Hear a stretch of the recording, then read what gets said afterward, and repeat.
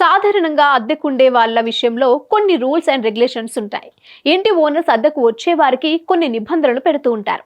మీరు ఇలాగే ఉండాలి, మేము చెప్పిన రూల్స్ పాటించాలి, అలా చాలా ఉంటాయి.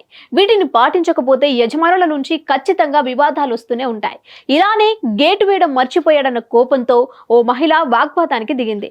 అది కాస్త భౌతికంగా దాడి చేసే వరకు వెళ్ళింది. ఆమె చేసిన పని అందరినీ ఆశ్చర్యానికి గురిచేస్తోంది.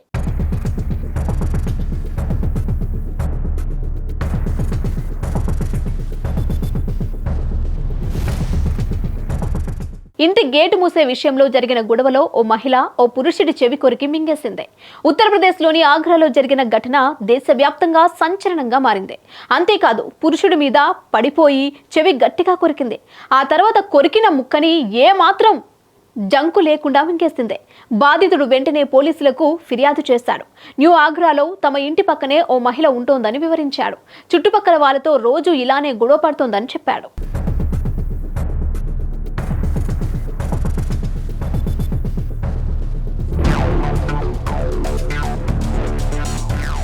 అయితే మార్చి 4వ తేదీన తన కొడుకుని ఎగ్జామ్ హాల్కి తీసుకెళ్లేందుకు ఉదయం 6 గంటలకే బయటకు వచ్చాడు బాధితుడు. ఆ తొందరలో గేటు వేయడం మర్చిపోయాడు. ఆ సమయంలోనే గేటెందుకు వేయవు, కుక్కలొస్తే మేం బలి కావాలా అంటూ గట్టిగా కేకలు వేస్తూ ఆ మహిళ గొడవ పెట్టుకుంది. బూతులు తిట్టడం మొదలుపెట్టింది. దీంతో విసిగిపోయిన బాధితుడు ఆమెను అడ్డుకునేందుకు ప్రయత్నించాడు. ఈ క్రమంలో బయటకొచ్చిన సదరు మహిళ భర్త వివాదాన్ని చల్లార్చిందిపోయి మరింత పెంచాడు.